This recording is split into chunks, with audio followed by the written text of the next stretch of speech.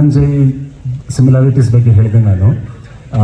ನನ್ನ ಪಾತ್ರ ರುದ್ರನ್ಗೆ ಮತ್ತು ಧನಂಜಯ್ಗೆ ಇರುವಂಥ ಸಿಮಿಲಾರಿಟಿ ಏನಂತ ಹೇಳಿದ್ರೆ ಇಬ್ಬರಿಗೂ ಕೂಡ ಮದುವೆ ಆಗಬೇಕು ಅಂತ ಆಸೆ ಇರುತ್ತೆ. ಪಾಪ ನಮ್ಮ ಹುಡುಗಂಗೆ ಮುಂದಿನ ತಿಂಗಳು ಮದುವೆ ಆಗ್ತಾ ಇದೆ. ರುದ್ರನ್ಗೆ ಮದುವೆ ಆಗುತ್ತೋ ಇಲ್ವೋ ನನಗೆ ಗೊತ್ತಿಲ್ಲ. ಅದನ್ನ 24 ತಾರೀಕು ಸಿನಿಮಾನ ನೋಡಿ. ಋಷಿ ಅವರೇ, ಸಾಕಷ್ಟು ವಿಚಾರಗಳನ್ನ ಹೇಳಿದ್ರಿ.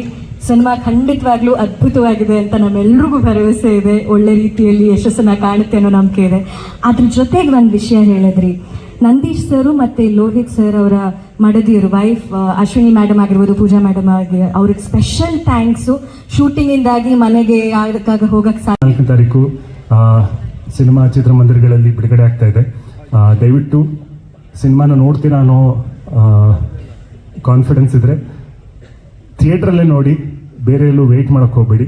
ಆ್ಯಂಡ್ 24ನೇ ತಾರೀಕು ಇನ್ನೂ ರಾಯಲ್ ರಿಲೀಸ್ ಆಗ್ತಾ ಇದೆ, ಫಾರೆಸ್ಟ್ ರಿಲೀಸ್ ಆಗ್ತಾ ಇದೆ, ಸಾಕಷ್ಟು ಕನ್ನಡ ಸಿನಿಮಾಗಳು ರಿಲೀಸ್ ಆಗ್ತದೆ. ಎಲ್ಲ ಸಿನಿಮಾಗಳು ಕೂಡ ಚೆನ್ನಾಗಿ ಓಡಲಿ. ಯಾಕಂದರೆ ನಾವು ಬೇರೆ ಭಾಷೆನಲ್ಲಿ ಯಾವ್ದಾದ್ರು ಫೆಸ್ಟಿವಲ್ ಡೇಟ್ ಬಂದಾಗ ಮಲ್ಟಿಪಲ್ ಫಿಲ್ಮ್ಸ್ ರಿಲೀಸ್ ಆಗೋದನ್ನು ನೋಡ್ತೀವಿ. ಎಲ್ಲ ಸಿನಿಮಾಗಳು ಚೆನ್ನಾಗಿ ಹೋಗ್ತವೆ.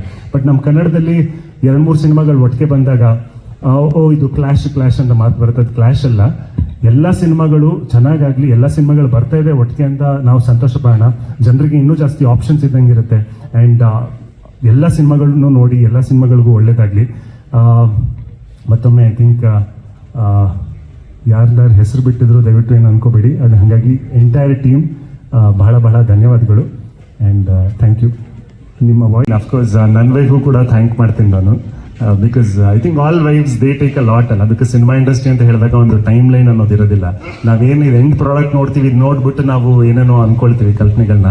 ಬಟ್ ಕೆಲಸ ಆಗ್ತಾ ಇರ್ಬೇಕಾದ್ರೆ ಹಗಲು ರಾತ್ರಿ ಅನ್ನೋದಿರೋದಿಲ್ಲ. ನಾವು ಬೆಳಿಗ್ಗೆ ಹೊರಟಾಗ ರಾತ್ರಿ ಯಾವಾಗ ಮನೆಗೆ ಹೋಗ್ತೀವಿ ಅನ್ನೋದಿರೋದಿಲ್ಲ. ಆ್ಯಂಡ್ ಆಟ್ ಟೈಮಿಂಗ್ಸ್ ಅಲ್ವಾ, ಅದನ್ನೆಲ್ಲ ಟಾಲರೇಟ್ ಮಾಡಬೇಕು ಅಂತ ಹೇಳಿದ್ರೆ ಫ್ಯಾಮಿಲಿ ಅವರು ತುಂಬ ಪೇಷಂಟ್ ಆಗಿರಬೇಕು. ಸೊ ಹಂಗಾಗಿ ಎಲ್ಲರೂ ಫ್ಯಾಮಿಲೀಸ್ಗೂ ಬಹಳ ಬಹಳ ಧನ್ಯವಾದಗಳು.